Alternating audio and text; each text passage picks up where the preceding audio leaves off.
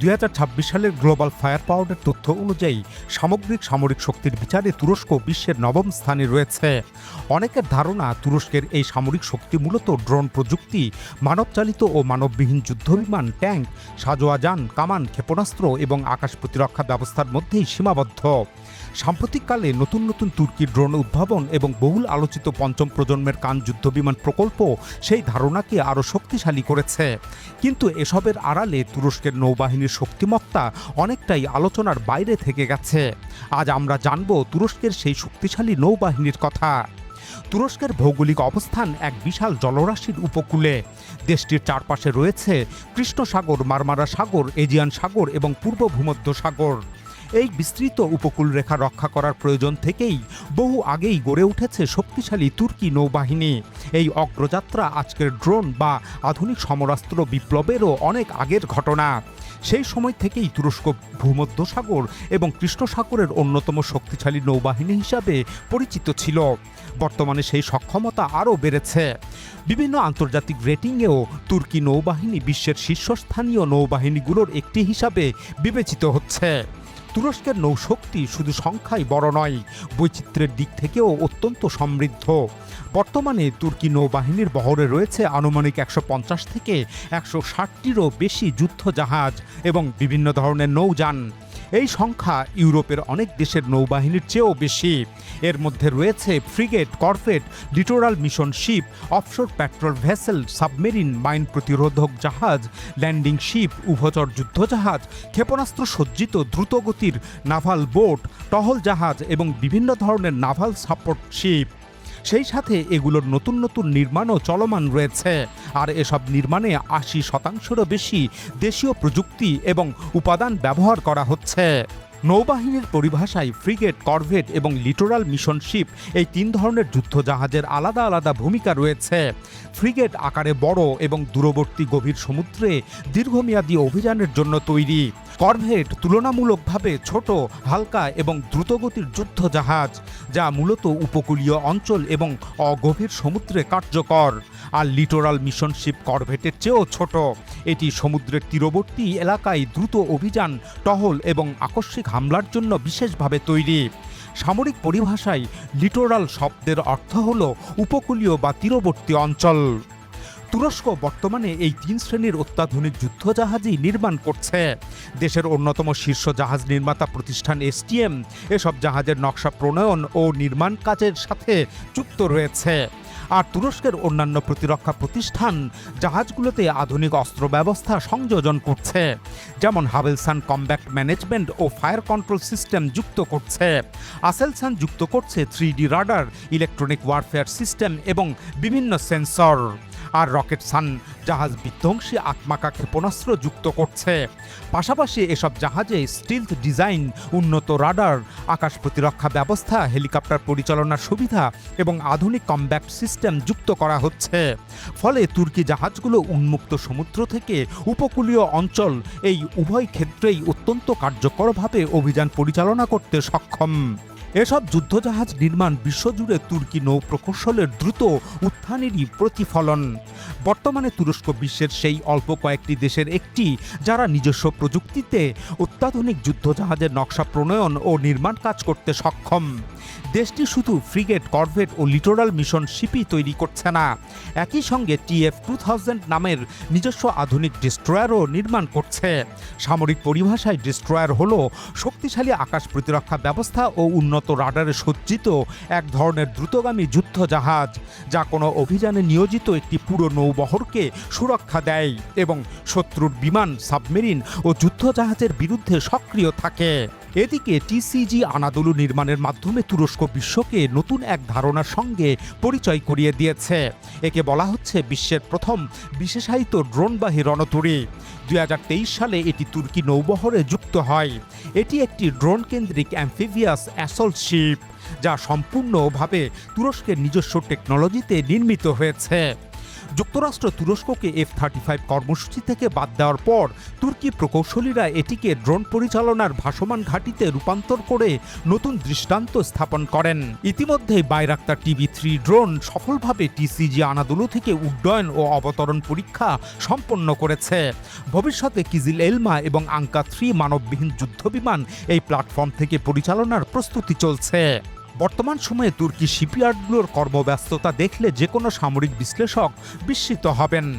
গত 20 জুন রোমানিয়ার নৌবাহিনীর কাছে তুরস্ক নির্মিত একটি যুদ্ধজাহাজ হস্তান্তর অনুষ্ঠানে প্রেসিডেন্ট এরদোগান জানান, যুদ্ধজাহাজ নির্মাণ শিল্পে তুরস্ক এখন তার 103 বছরের ইতিহাসের সবচেয়ে ব্যস্ত সময় পার করছে। তুরস্ক বিশ্বের সেই কয়েকটি দেশের অন্যতম যারা একই সময়ে বিপুল সংখ্যক যুদ্ধজাহাজ নির্মাণ করতে সক্ষম। বর্তমানে তুরস্ক একযোগে 50টিরও বেশি যুদ্ধজাহাজ নির্মাণ করছে।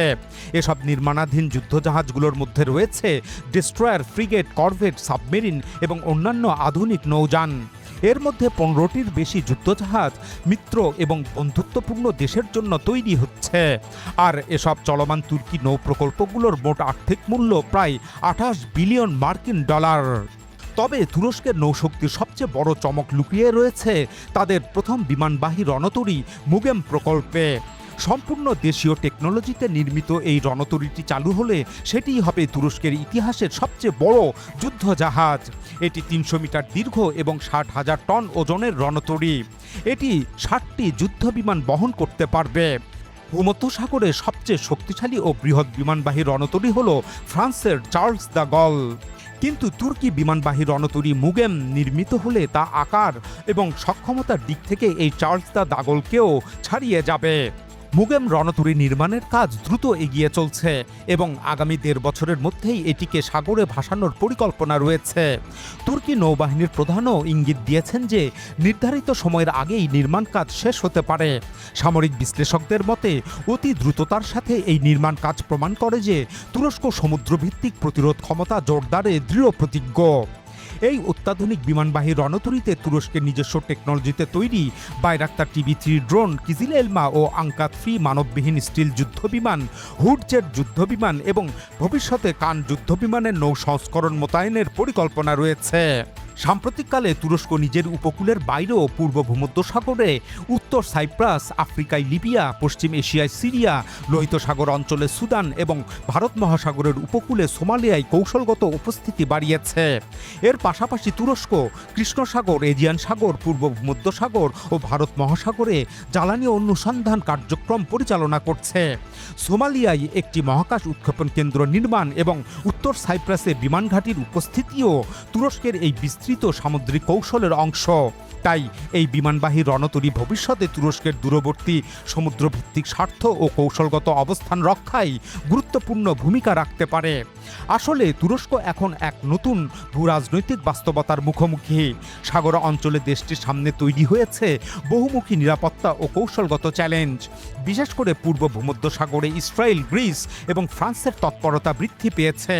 সেই বাস্তবতায় আঙ্কারা নৌ সক্ষমতা বৃদ্ধির ওপর আগের চেয়ে বেশি গুরুত্ব দিচ্ছে। আর এ কারণেই তারা এমন একটি বিমানবাহী রণতরী নির্মাণ করছে যা উন্মুক্ত গভীর সমুদ্রে দীর্ঘ সময় ধরে অভিযান পরিচালনা করতে সক্ষম। তুরস্ক এই রণতরীকে শুধু একটি যুদ্ধজাহাজ হিসাবে নয়, বরং সমুদ্রে নিজেদের স্বার্থ রক্ষা এবং প্রয়োজনের সময় শক্তি প্রদর্শনের একটি গুরুত্বপূর্ণ কৌশলগত হাতিয়ার হিসাবেও বিবেচনা করছে। শুধু মানবচালিত যুদ্ধজাহাজ নয়, মানববিহীন নাভাল টেকনোলজিতেও দ্রুত এগিয়ে যাচ্ছে তুরস্ক। দেশটি ইতিমধ্যেই পানির ওপরে চলাচলে সক্ষম উলাক, সালফো, সানডাক, মার্লিন এবং অ্যালবাট্রসের মতো বিভিন্ন ধরনের মানববিহীন সারফেস ভেহিকেল বা USV তৈরি করেছে।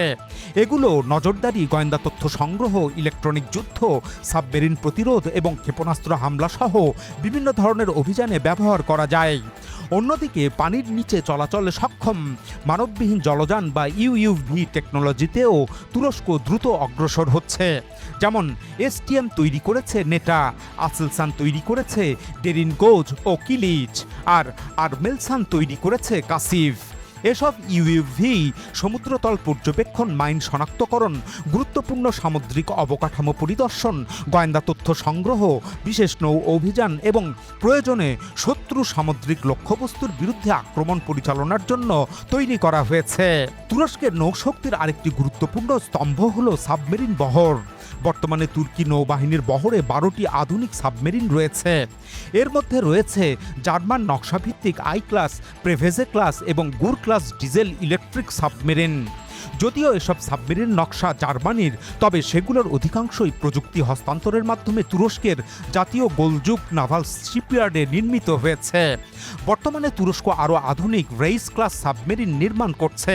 মোট 6টি রেইস ক্লাস সাবমেরিন নির্মাণের কর্মসূচি হাতে নেওয়া হয়েছে। এগুলো জার্মানির টাইপ 214 নকশার ভিত্তিতে তৈরি হলেও এসবের নির্মাণ কাজ হচ্ছে তুরস্কের গোলযুগ নাভাল শিপইয়ার্ডে। পাশাপাশি এতে আসেলসান, হাভেলসান ও রকেটসানের মতো দেশীয় প্রতিষ্ঠানের উন্নত প্রযুক্তিও যুক্ত করা হচ্ছে। এসব সাবমেরিনে রয়েছে এয়ার ইন্ডিপেন্ডেন্ট প্রপালশন বা এআইপি প্রযুক্তি।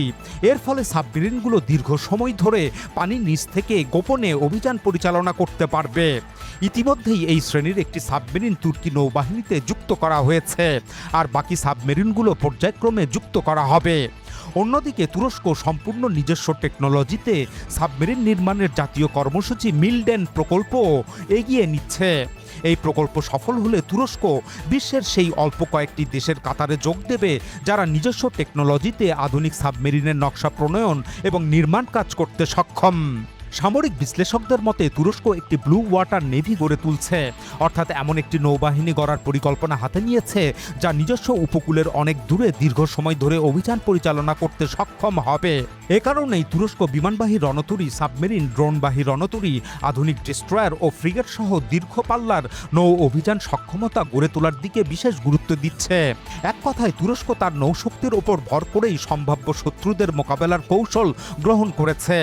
তবে তুরস্ক শুধু নৌশক্তি বৃদ্ধিতেই তৎপর নয়, বরং নৌ, স্থল ও আকাশ এই 3 বাহিনীর সমন্বয়ে নিজেদের সামরিক সক্ষমতা দ্রুত বাড়িয়ে তুলছে। এদিকে বৈশ্বিক বাজারেও তুরস্কের নির্মিত যুদ্ধজাহাজের চাহিদা দ্রুত বাড়ছে। দেশটি ইতিমধ্যেই বিশ্বের বিভিন্ন দেশে 140টিরও বেশি নৌ প্ল্যাটফর্ম রপ্তানি করেছে। পাকিস্তান, মালয়েশিয়া, কাতার, ইন্দোনেশিয়া, তুর্কমেনিস্তান ও ওমানের পাশাপাশি ন্যাটো ও ইউরোপীয় ইউনিয়নের সদস্য দেশ রোমানিয়া এবং পর্তুগালের নৌবাহিনীর জন্য আধুনিক যুদ্ধজাহাজ নির্মাণ করছে। ইউরোপের এই 2 দেশের কাছে যুদ্ধজাহাজ রপ্তানি তুরস্কের প্রতিরক্ষা শিল্পের জন্য একটি বড় সাফল্য হিসাবে বিবেচিত হচ্ছে। পর্যবেক্ষকদের মতে এই অগ্রযাত্রা অব্যাহত থাকলে আগামী বছরগুলোতে ইউরোপের আরও দেশ তুর্কি নির্মিত নৌ প্ল্যাটফর্মের প্রতি আগ্রহ দেখাবে। ইতিমধ্যেই ক্রোয়েশিয়ার নতুন করভেট সংগ্রহ কর্মসূচিতেও তুরস্কের একাধিক নকশা বিবেচনাধীন রয়েছে।